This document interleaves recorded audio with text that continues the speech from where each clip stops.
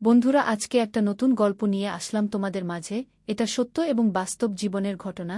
শেষ পর্যন্ত শোনার অনুরোধ রইল। শুনলে তোমার মধু চলে আসবে। দেরি না করে চলো শুরু করা যাক। আমি একটি ছেলের সাথে ফেসবুকে প্রেম করেছিলাম। তারপর তার সাথে পার্কে দেখা করতে গিয়েছিলাম তার লোকেশন অনুযায়ী। সারাদিন তার সাথে ঘুরলাম, খুব আনন্দ করলাম, খুব রোমান্টিক মুডে দিনটা কেটেছিল। সে আমার জন্য একটি গোলাপ ফুল নিয়ে এসেছিল। তার দেওয়া গোলাপ ফুলটি পেয়ে আমি সত্যিই খুব আনন্দিত হয়েছিলাম। হঠাৎ মনে পড়ল গোলাপ ফুলটি দেখতে খুব সুন্দর। তাহলে ফুলটি একটু শুকে দেখি। গোলাপ ফুলটি শুকতেই হঠাৎ করে আমার মাথাটা কেমন যেন যারা মেরে উঠল। পরক্ষণেই আমি অচেতন হয়ে পড়ে গেলাম। তারপর যখন আমার জ্ঞান ফিরল তখন দেখলাম আমার সকল হাত পা বাঁধা। আমি একটা রুমের ভিতরে আবদ্ধ। কিছুক্ষণ পরেই 4 জন লোক আমার এখানে আসলো। আমার এখানে এসে তারা 4 জন মিলে একসাথে এক অদ্ভুত আচরণ করতে শুরু করল, যা শুনলে বন্ধুরা তোমাদের মাথা ঘুরে যাবে। তাহলে চলুন বন্ধুরা, গল্পটি শুরু করি। গল্পটি শুরু করার আগে বন্ধুরা, তোমাদের নিকট আমার বিশেষ অনুরোধ, দয়া করে তোমরা আমার চ্যানেলটি সাবস্ক্রাইব করে আমাকে সাপোর্ট করবে। হ্যালো বন্ধুরা, আমি অনন্যা। বর্তমানে আমার বয়স 17। আমি ইন্টারমিডিয়েট প্রথম বর্ষে পড়ছি। আমার বাবা একজন সরকারি কর্মকর্তা, মা একজন হাই স্কুলের শিক্ষিকা। আমার 2 ভাই। এক ভাই আমার বউ, সে বিদেশ থাকে। আরে ভাই আমার ছোট, সে মাত্র ক্লাস 8ম শ্রেণীতে পড়ে। আর বোন বলতে আমার পরিবারের মধ্যে আমি শুধু একলা, অর্থাৎ আমাদের পুরো পরিবারের মেয়ে মাত্র আমি একজন। তাই সবাই আমাকে অনেক বেশি আদর করে। আমি যখন এসএসসি পরীক্ষা দেই তখন আমার বড় ভাই আমার জন্য একটি মোবাইল বিদেশ থেকে পাঠালো। আমার বড় ভাই আমাকে অনেক বেশি আদর করত, যত্ন করত, আমার প্রত্যেকটি চাওয়াই পূরণ করত। সে ইচ্ছা করলে আমাকে আরও আগে মোবাইল দিতে পারত, কিন্তু আমার হাতে মোবাইল দিয়ে নাই, যাতে আমার পড়ালেখার ক্ষতি হবে। আর ভাই আমাকে আগেই বলেছিল আমি যদি এসএসসি পরীক্ষায় পাস করতে পারি, অর্থাৎ ভালো রেজাল্ট করতে পারি, তাহলে সে আমাকে একটি অ্যান্ড্রয়েড মোবাইল দিবে। ভাইয়ের কথা অনুযায়ী আমি পরীক্ষায় খুব ভালো রেজাল্ট করলাম, এসএসসি পরীক্ষায়। তারপর সে খুশি হয়ে আমাকে অ্যান্ড্রয়েড মোবাইল উপহার দিলেন। আর এই মোবাইলে আমার জীবনের সবচেয়ে বড় ক্ষতির কারণ হয়ে দাঁড়িয়েছিল বন্ধুরা। এসএসসি পাস করার পর ভাই আমাকে একটি নতুন অ্যান্ড্রয়েড মোবাইল বিদেশ থেকে পাঠালেন।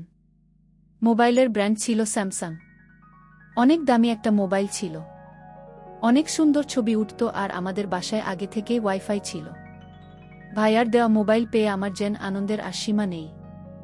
অর্থাৎ পড়ালেখার দিকে কোনো মন ছিল না, সম্পূর্ণ মনোযোগ চলে গিয়েছিল মোবাইলের প্রতি। আমার বন্ধু বান্ধবীদের মুখে শুনেছি ফেসবুক নাকি অনেক মজার, ফেসবুকে অনেক কিছুই নাকি পাওয়া যায়।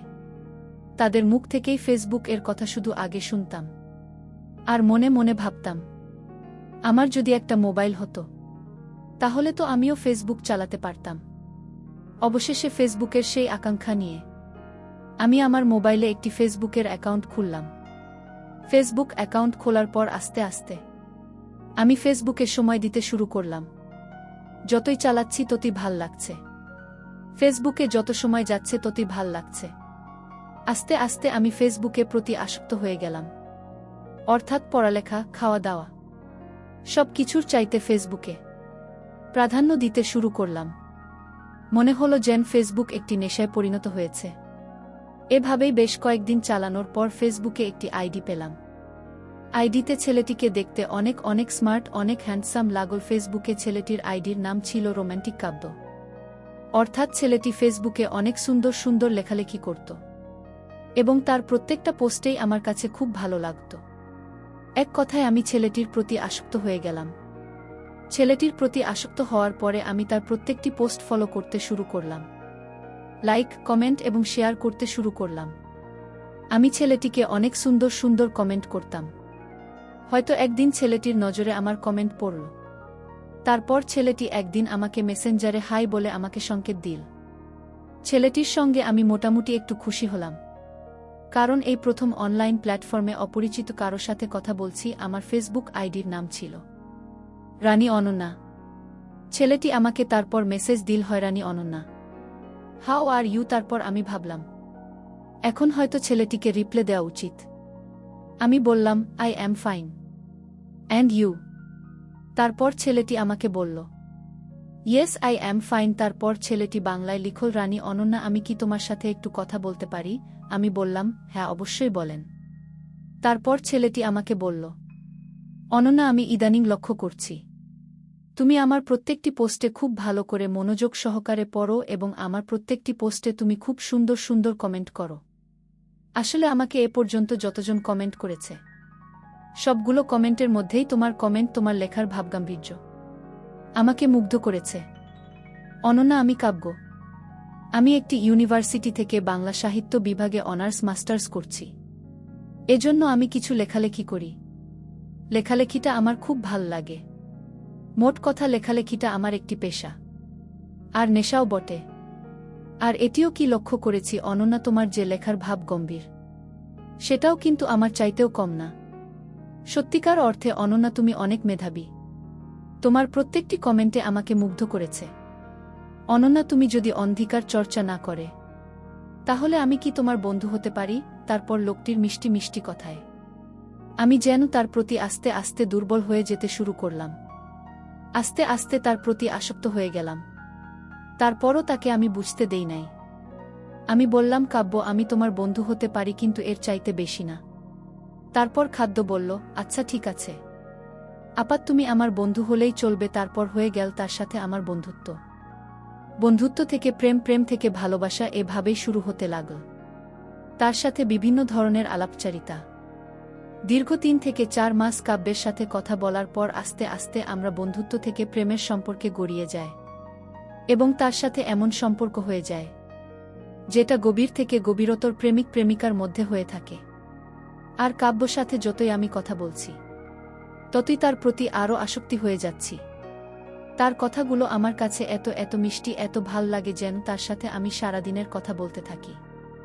ফেসবুক থেকে পরিচয়, তারপর প্রেম, তারপর প্রেমের সম্পর্ক থেকে আরও গভীর থেকে গভীর সম্পর্ক। তুমি যেন আমার কাছে স্বপ্নের মতো মনে হলো। অপরিচিত একটা লোক কিভাবে আমার মনের মণিকোঠায় জায়গা করে নিল, ভাবতে আমার অবাক লাগে। কোনো দিন আমি কল্পনাও করি নাই যেরকম একটা অপরিচিত লোকের সাথে আমি কথা বলবো।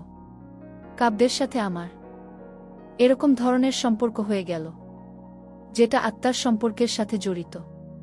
তারপর আমি ভাবলাম একদিন কাব্যকে পরীক্ষা করা যাক, সে আমাকে কতটুকু ভালোবাসেন। হঠাৎ আমি খুব মন খারাপ করে বললাম, কাব্য, আমার কিছু ভাল লাগছে না। তারপর কাব্য আমাকে বলল, কেন অনন্যা, কি হয়েছে তোমার? আমি বললাম, কাব্য, তোমাকে একটা সত্যি কথা বলবো। তুমি কি মন খারাপ করবে না আমাকে ছেড়ে চলে যাবে? খাদ্য বলল, অনন্যা, কি হয়েছে তোমার? একটু পরিষ্কার করে আমাকে বলতো না? তোমার সাথে আমার যেরকম সম্পর্ক হয়েছে সেটা আত্মার সম্পর্ক, সেটা ছেড়ে কখনো চলে যাওয়া যায় না। আমি বললাম, তা ঠিক আছে, কিন্তু আমার তো অনেক সমস্যা। তারপর কাব্য বলল, অনন্যা, কি সমস্যা তোমার? একটু বলো না প্লিজ। তারপর আমি বললাম, ঠিক আছে কাব্য, তাহলে শোনো। আমি বললাম, কাব্য, আমি গতকালকে ডাক্তার দেখাতে গিয়েছিলাম। ডাক্তার আমাকে পরীক্ষা করে বলল আমার 2টা কিডনিতে প্রয়োজন ধরা পড়েছে। আস্তে আস্তে তা অচল হয়ে যাবে। সময় মতো যদি কিডনি ট্রান্সফার না করতে পারি তাহলে হয়তো আমি আর বেশি দিন বাঁচব না। আরে ছাড়াও আমি চোখের মাঝে মধ্যে কিছু দেখতাম না, হালকা দেখতাম। চোখ পরীক্ষা করালাম। চোখ পরীক্ষা করার পরে ডাক্তার আমাকে বলল, তোমার চোখের পাওয়ার একেবারে মাইনাসে চলে এসেছে, যে কোনো সময় তুমি অন্ধ হয়ে যেতে পারে। কাব্য, ডাক্তারের কাছ থেকে এরকম ধরনের কথা শুনে আমার মনোবলটা একেবারেই দুর্বল হয়ে গেল। ভাবলাম, কি করব, হয়তো আমি বেশি দিন আর বাঁচব না। শুধু শুধু তোমার সাথে অভিনয় করলে কি হবে? আমার কথা শুনে কাব্য কিছুক্ষণ নীরব হয়ে রইল। কিছুক্ষণ নীরব থাকার পর কাব্য আমাকে বলল, অনন্যা, আমি তোমাকে ভালোবাসি, তোমার দেহ বা অন্য কিছুকে নয়। আমি ভালোবাসি তোমার মনকে। তুমি আমার মনের মধ্যে জিতে গেছ। বাঁচতে হলে আমরা একসাথে বাঁচব, মরলেও একসাথে মরব। অনন্যা, তুমি আমার জীবনের অস্তিত্ব হয়ে গেছ। যদিও তোমার সাথে আমার কখনো দেখা হয়নি, তারপরেও তুমি আমার অস্তিত্বে মিশে গেছ।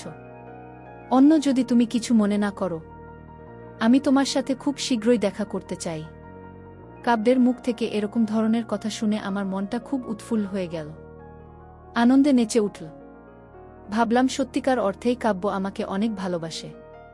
যাই হোক, আমি যে সম্পূর্ণ সুস্থ শেষ সারপ্রাইজটা আমি কাব্যকে দেখা করে দিব।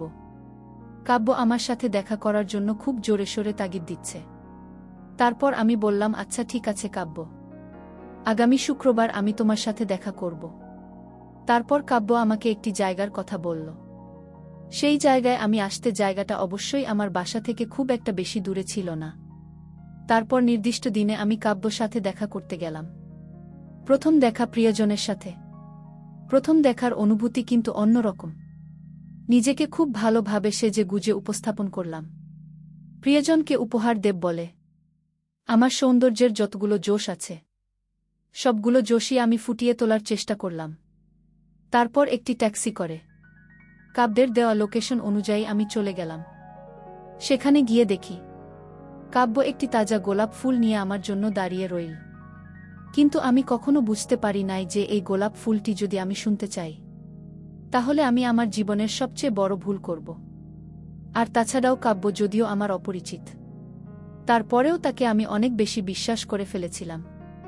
যে বিশ্বাস, তার ফলেই আমার অনেক বড় মাসুল দিতে হয়েছিল। যা হোক বন্ধুরা, কাব্য আমাকে একটি পার্কের লোকেশন দিল। আমি সেই পার্কে চলে গেলাম। কাব্যকে নিয়ে অনেকক্ষণ গল্প করলাম, অনেকক্ষণ কথা বললাম।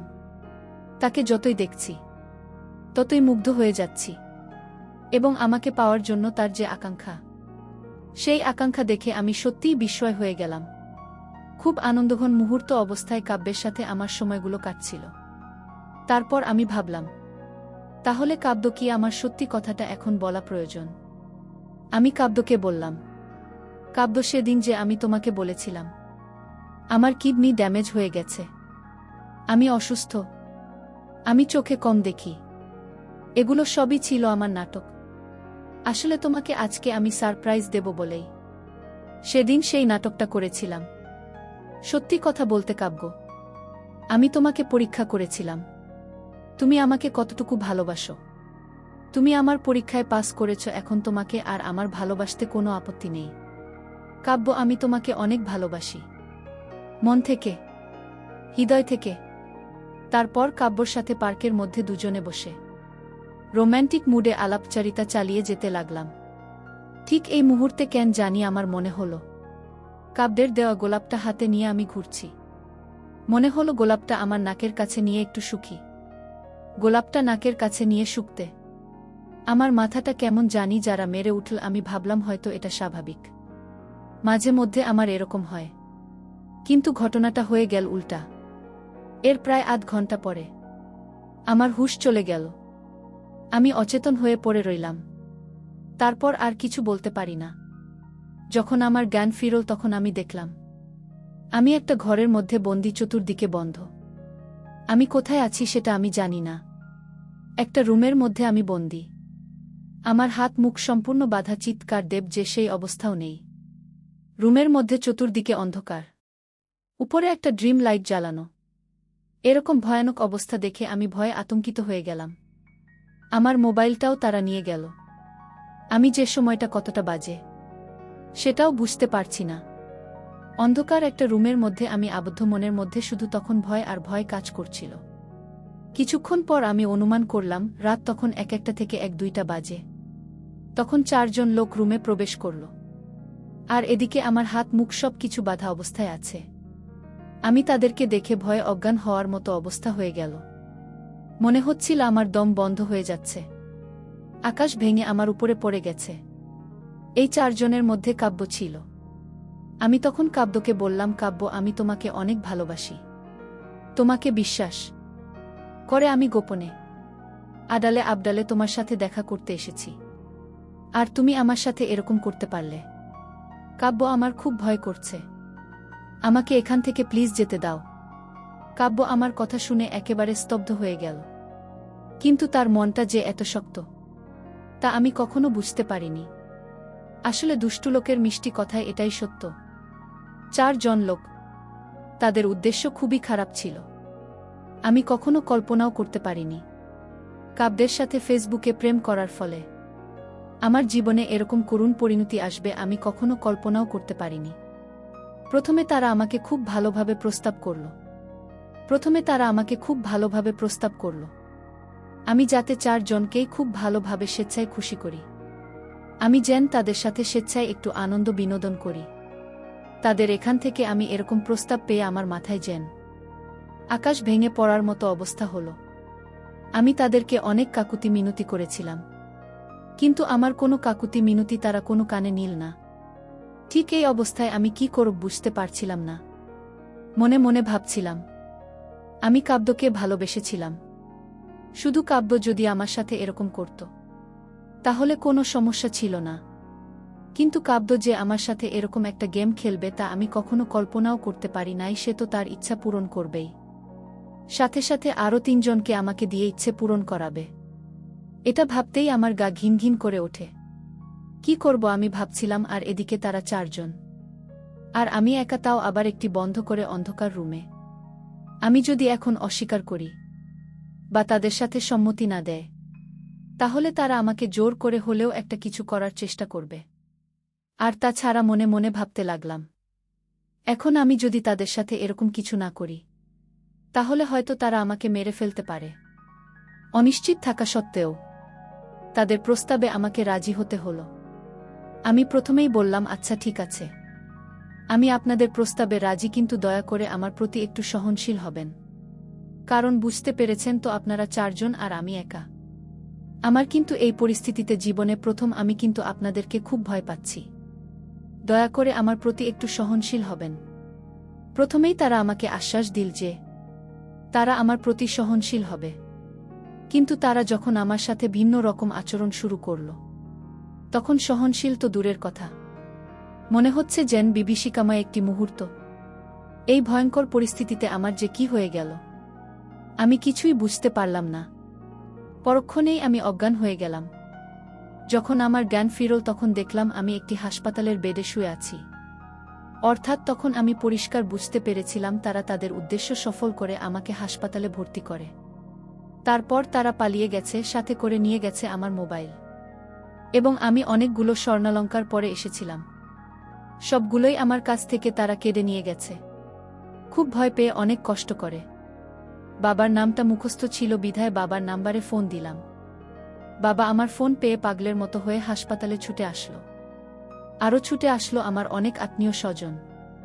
কিন্তু যা হওয়ার তো হয়ে গেছে, আমার তো সবকিছু শেষ হয়ে গেছে, কিছু করার ছিল না।